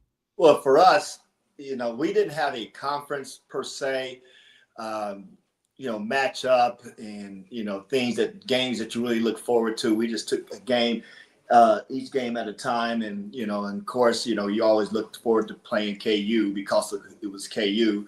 But Creighton was that matchup that we always look forward to. But for us, it was a home and away in the same season. It wasn't, it wasn't one game each season. So you always had to prepare for them twice, one at home and one on the road. And of course, it's always bragging rights. It's, regardless of what conference you're in, we've never been in the same conference, but it's still the state of Nebraska, and basketball in the state of Nebraska is Nebraska and Creighton. So you always wanted to go away, with a W, and especially recently. And thank goodness we took care of business at Creighton last year, because let's be honest, Creighton had kind of had our number there for several years, and now that we've caught up recruiting wise and on paper, in my opinion, I feel that we are a better team on paper, but that doesn't mean anything with this rival. When it's Creighton in Nebraska, whether it's here at Pinnacle Bank Arena or playing it in Omaha, it's from a player's perspective, it's your nerves. You actually in practice, you're working a little harder. You practice a little harder, and you're listening more, because you really don't want to let this game get away, especially this year when on paper, because rarely we've been on paper matching up with them and odds on favorite. If you think about it recently, they've had some NBA players, at least the lefty, a couple of them, because the point guard had left and went to Gonzaga is in the NBA. So, and the guard, I know he's in the G League, the point guard he had last year. But anyway, just from a player perspective, you're really looking forward to it, and you got a little more pep in your step that week, and the fans are letting you know as well. If you're attending classes or just walking down the street, going to the restaurant, fans are letting you know we got a big one coming up. And I did see Jason's comment, and yes, it is Creighton's week, and this is the game that we prepare for the Big Ten conference play, because we got Wisconsin at home and then at Illinois back to back, before we get a couple teams that, mid-majors that we should beat. And then we're right in the heart of the Big Ten. And fellas, I don't know if y'all been watching the Big Ten play, but from top to bottom, and the Big Ten is loaded. So yeah, so this is a big game in preparation for our conference play with Wisconsin coming in, and this will be a good way to measure where we're at, as a team. But losing Connor this season is a big loss, but it's the next man up. That's a big part of our offense, shooting and things of that sort. So and not trying to bring that up to say we got an excuse because Connor's out, but we're loaded, and from a balance and depth perspective. So I think we'll be okay. But man, we don't want to lose this game, especially if we're odds favorite. We do not want to lose this game, fellas. Senator T. Buchanan with us here on the morning hookup. And T, whenever you look at the next three, it's a tough stretch. You got Creighton, you got Wisconsin, you got Illinois. What are reasonable expectations for that stretch? Because you're not defining the game or the season by one game. No matter what happens against Creighton, it's a long season. And though I think Nebraska has the advantage this year, sometimes in a rivalry game, emotions are running high. You don't know what to expect. So when you take that 3-game sample size, it's the biggest 3 games Nebraska has had so far this year, and maybe until late February.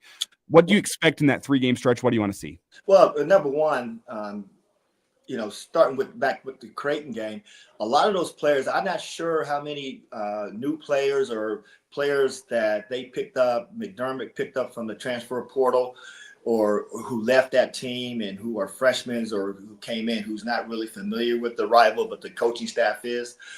We still kept quite a few of our players from the previous year, so we know what the rivalry is about. But protecting home, you get the Creighton game first, and it's imperative that we win our first home game. It'd be nice to win all 3 games. And then, then get a couple of mid-majors under our belt, and then get really in the heart, Michigan State. I think we're going there to Michigan State in Lansing. And or is that at home? I look, is it home? I think that's a home game. Oh, which thank goodness, because they're playing great. I think it's important that we protect home, and I think that's key. And that's going to be in the Big Ten and throughout the season, and in the past few years, we've been very, very successful playing at home and protecting home court. And I think that's going to be the key with Wisconsin. For first Creighton, we got to get past Creighton. We can't look ahead. Get past Creighton, get that game, and then prepare for the Big Ten play. Wisconsin is a very balanced team. They got size, shooting, and scoring. They're very, I'm not saying they're similar to us, but they're not too far off as far as talent wise. And I think that's a game we can get. And then the road game at Illinois, they played a tough pre-conference schedule, and they're battle tested. And that'll be on the road. So I think it's important to get the Creighton game, get the Wisconsin game, protect home court, and see what happens in Illinois. And because whatever happens in Illinois, we should win the next 2 games. But again, you never know what happens in these type of games, because with the transfer portal and a lot of these teams, these mid-majors have guys who's 3- and 4- fifth-year players, so they're not going to be scared of us. So, but I think it's in the players' mind, But I think the coaching staff, I text a little bit with Coach Hoiberg after the game, and I know he felt that they could have played better against South Carolina upstate, and you can't have those type of letdowns. And they wasn't really a letdown. We won the game, but but these teams are a lot better than the namesake. And just because you haven't heard of these players, man, you're playing at the Division I level for a reason. That means you can play the game. So it is regardless of the name of the school that you're playing. But you still got to be prepared, and especially when you're playing in front of your home crowd. And Creighton is a sellout. I think most of the Big Ten games are going to be sellouts, starting with Creighton. You can't get a ticket. I asked buddy of mine reached out to me and see if I can get him a couple of tickets there in Lincoln, and they put me on the waiting list. And I normally can able to finagle something. So that's how huge this game is on Sunday. Golly, I almost, I wish I would have came back for that game, but I'll get back for a game before the alumni weekend, hopefully. T, with the season going down, do you think that could shorten the rotation, or do you think more guys will get implemented in the lineup? Guys like maybe a Leo Curtis or a Kendall Blue or guys like that. Well, I think it's going to be important for folks like Kendall Blue. Are they going to redshirt the big kid, the freshman? I don't think that's the intention. We asked Washington about that on yesterday, and I don't think that's the intention. The intention is to get him back and use him. Okay, so that means Oogie. Is it Oogie? Y'all call it? Oogie. Is he redshirting? I mean, Oogie, they're hoping to get back by mid to late December. He's been dealing with an injury. Yeah, he's hurt. Okay, sounds like post Illinois game. I heard like North Dakota, somewhere in there. They might try working him in around then. Well, I just think Kendall Blue at some point they'll have to put him in there because of the size that we're going to start dealing with in the Big Ten play, the big guards. Although, if you look across the board, with Purdue's point guard is not too big. Michigan State's point guard, what is he, 6'1", maybe? So, so we, from that perspective, I know Purdue's two guard is about 6'6", 6'7". But, I don't, I just feel that Jamarcus Lawrence and Sam Hoiberg can pretty much guard anybody on the floor. Mm-hmm. Doesn't make a difference. They are great on-ball defenders. But I still think we'll need Kendall Blue at some point, definitely in the conference play with his experience. Because Connor is a loss. Jacobson played well in the South Carolina upstate game. So we got a lot of parts that can replace. But as far as shooting like Connor, I don't see that. But we got some guys who shoots the ball well, and I think Frager is going to continue playing well, and just give him the ball and get out the way is what I would do if I was a coach. Because the guy can he can get his own shot off too. So, and I think that's going to be a key as he gets more experience and playing time, and I think that'll help. But the rotation. Yeah, I think we'll still be around 8 or so, and we may have to go to 9 because if Oogie comes back in December, that's going to give us more size. Because if y'all, I don't know if y'all seen Michigan play; they're huge. Purdue is huge. I mean, and then Michigan State got the kid with a 51-inch vertical. Oh, 55. It's number 55. I get. Is it Carr?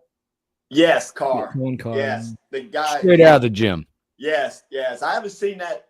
Have we seen something like that? Since Vince Carter? No. I mean, think about it. VC was one of the best leapers I ever watched. And this guy, he's right with him because he's a couple inches taller, I think, with a higher. Because I think Vince Carter had a 48-inch vertical, just like Michael Jordan. Mm-hmm. This guy has a 51, and I think he's 6'8", maybe. That's ridiculous. Yeah, so it's and they have size too. Those two big guys in the middle that play together, they're rugged and they play big. So I think we'll need Oogie along with Burke and Mask. So I think we match up well because they got to guard us. And I think our big men are more offensively skilled than their big men. I'm talking about all the big men in the Big Ten, just skills-wise, handling the ball, passing, and shooting the perimeter shot. Although both big guys try to shoot the three from time to time, so you got to guard them a little bit too. But this across the board, looking at all, I mean, I've been watching. I know Rutgers. I watched them, and I didn't realize. The kid that left us last year is playing quite a bit. The Goggles. Oh, Goggles. Yep. Yes, and he plays quite a bit for them. So, but across the board, I still see us right there in the middle of the Big Ten or a little bit higher. I don't feel that we're going to finish in the lower half of the Big Ten. But as long as we got to protect home and still a couple on the road. But, man, I looked at that schedule, man. It is rugged. And the Big Ten is tough this year. T, if you just to go back a second, if you're, let's say it's transition, you're guarding a guy one-on-one in transition. He's got a 51-inch vertical. What's your game plan? Foul. Trip. Foul. You were nice. Foul before he elevates. Because once he elevates, there's nothing you can do about it. Oh, because they just keep growing. What? Yes, I mean, what do you do about that? D. Vick had a vertical for us. Anthony Bayless, Bernard Day, and Bernard could go out there and sit for a while. He had hang time. We played against the guy, Joey Johnson, who had a 53-inch vertical, but he was only 6'3". But he's only 6'3", so he's about 4 or 5 inches shorter. But, I've seen that. John Starks jumped out the gym. I remember when I told you the story, we're in the 2-3 zone against Okie State, and he split EJ and I. And when I turned around, all I saw was the Nike emblem, feeling sorry for Rich King getting dunked on 7-2. Yeah, I saw the bottom of his feet. I'm like, man, how do you, when this guy jumps, there's nothing you can do about it, so. But no, I'm looking forward to that game. But they're going to have to guard us. Every team's going to have to guard us. When you got a team that shoots the ball as well as we do from the outside, and meaning everybody, including big men, can shoot it. Now, let me back up a little bit. Burkgate got to get more consistent. I don't know. He shot the ball better last year. He needs to quit shooting the three. Yeah, I don't want to say that. I said it. I've said it 2 weeks in a row. I think there's one, you're open for a reason. The mantra, you're open for a reason. Yeah. Yes, but but why not attack? Like, he has an ability to attack. Yeah. But to me, that's until you can speak of this, that to me is not wanting to be physical. Yeah. And he pump fakes too much a little bit. Now, I'm not going to criticize his game, but bro, you 6'10". Why are you pump faking? Just go up and dunk on him. But the guy is a really good defender. He rebounds well for us. He does a lot of the intangibles that people don't pay attention to. But golly, if you're going to shoot threes, I hope he's staying at the practice and coming in on his off days and working on that perimeter shooting, because we're going to need it. If he's going to take the shot, he got to be able to hit it. So that's just my philosophy on that, or find the shooters who can. And we got to take care of the ball. He needs to take care of the ball a little bit more too. But he does a lot more good than anything, and all the players do. And this is one of the teams that if you think about it, and I even told Coach Hoiberg this a couple of games ago, and I think y'all asked me last week, y'all asked me the question what they got to work on. I said free throws, but they're shooting over 70%, which surprised me. But they still got to take care of the ball. Every time, if we commit 10 or less turnovers, we have a great opportunity to win, regardless of who we're playing against, because that stops their momentum, stops them from getting those breaks, especially against Michigan State. Last thing we want is him to come down and bump his head on the rim and the fans go crazy, and that motivates your team. So. But I've seen something not like that, but I've seen some high risers, man. But I know what that does for teammates. T, I want to ask you about styles and being methodical. I watched some basketball. I watched Iowa play last night against Michigan State. I want to ask you the question being is, I was very methodical. It's hard for me to watch that kind of basketball. 2-part question. One, how do you oppose your will against a team like that? Number one, because Michigan State did it last night, right? And then what is the most frustrating stylistic team that you guys played against that always frustrated you, like when you played them? Well, my second part is going to be really interesting, but to speed them up, run on makes or misses, create turnovers, havoc, guard them tough, make them play fast. Because what happens with a team like that, once they get behind, they have to get out of their character and speed up their play, which they're not used to. So from an offensive standpoint and defensive standpoint, push the ball, make them run. And once you get ahead of them, then they're playing catch up. It speeds them up. Then they start playing your game, which is a disadvantage to them easily. But when we played, we thought we was a running team. But when you play against a team that runs more than you and faster than you, more athletic than you are, it's kind of humbling. That was Oklahoma, the Sooners. Yep. Billy Tubbs got up and down the court. They had two great guards, and Mookie Blaylock and Ricky Grace, who pushed the ball. They had athletes. They had shooters. Harvey Grant, Stacey King, who ran the floor. He got 3 championships with the Bulls, and they had shooters. Ziegler. They had shooters. Tyrone Jones. So they frustrated us because they beat us at our own game, if that makes sense. And But nobody on our team really slowed it down. Maybe Iowa State a little bit, but they had Victor Alexander who clogged the middle. They had Jeff Greer who posted up. Mizzou ran the ball. They had size. Doug Smith running up down the court. Derek Cheeve is the Band-Aid man. Mm-hmm. So we just had a lot of teams. KU was KU. They can play any style. But some reason we had their number when we played them, at least at home at the Vandy, which we had a lot of folks' number when we played them at home. But the most frustrating that I can remember is Oklahoma just getting up and down the court, pressing you full court, 90 feet, and the game starts and 2-3 minutes into the game, they're up 10-2, and you're like, what just happened? And then you're playing catch up and but Iowa, I think we'd be okay. We just got to make them play our game. And sometimes it's difficult. You can't let those guys get ahead of us because all they're going to do is milk the clock and take their time. And that point guard they have is if y'all, I don't know he had a tough game last night, man, but he's good. Yep. And that's the kid that came. Where did he come from?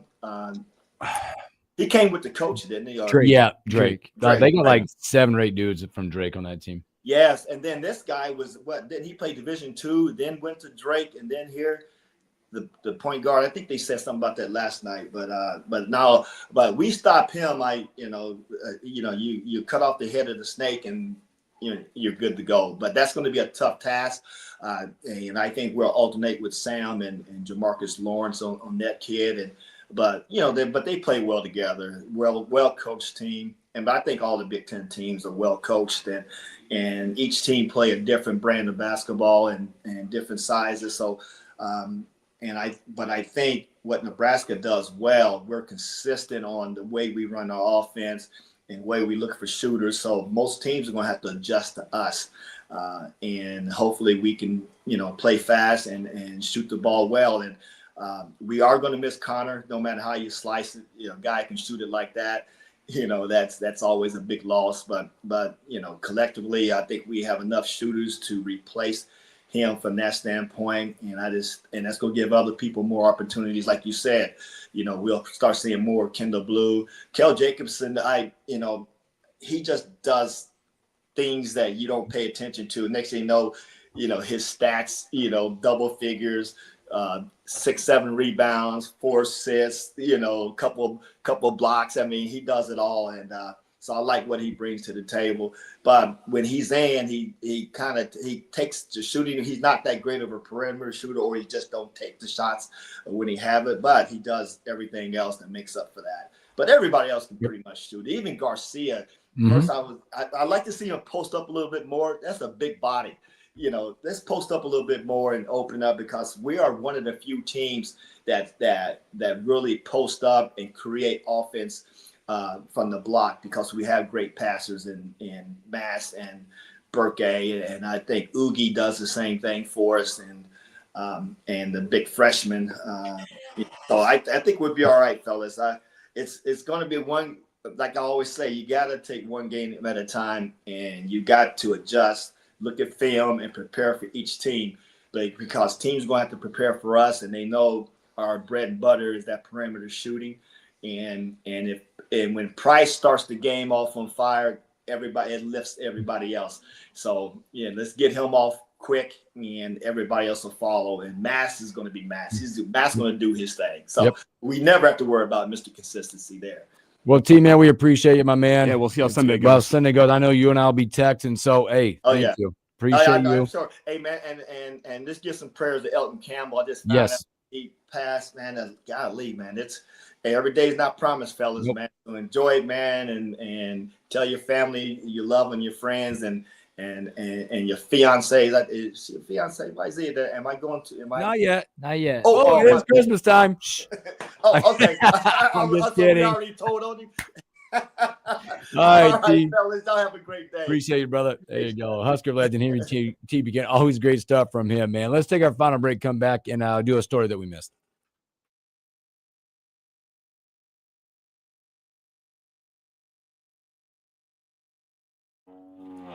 That was good.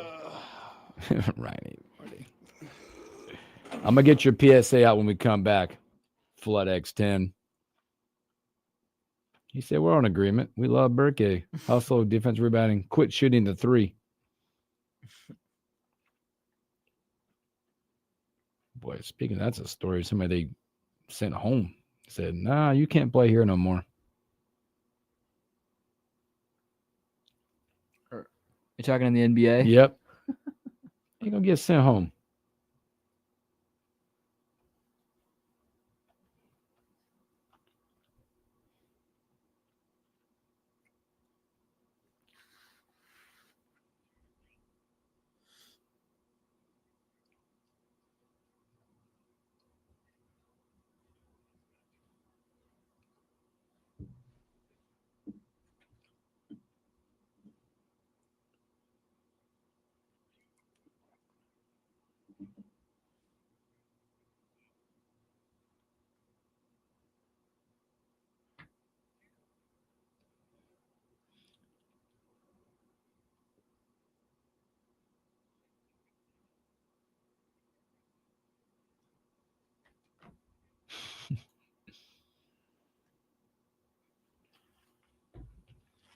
We'll come back with that. Caleb, did you get your Spotify rap back today?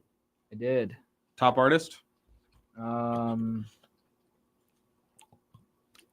much did that road trip to Denver change your listening? What happened today? Spotify Wrapped came out. I got your, look. Your year in review for what you listened to. Should I touch it? Go. I'll do that. How is that my top artist? Swipe up for Who is more. it? NBA Youngboy. You listen, we counted. That's 4 days. That's pretty nice.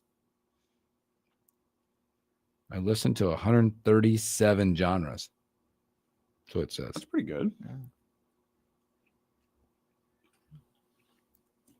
Your listening age, 65. That's about where mine was too. Let's go. It's like I got 87. He's my age.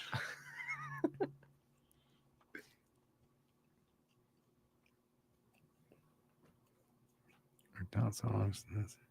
347 different artists. Let's go.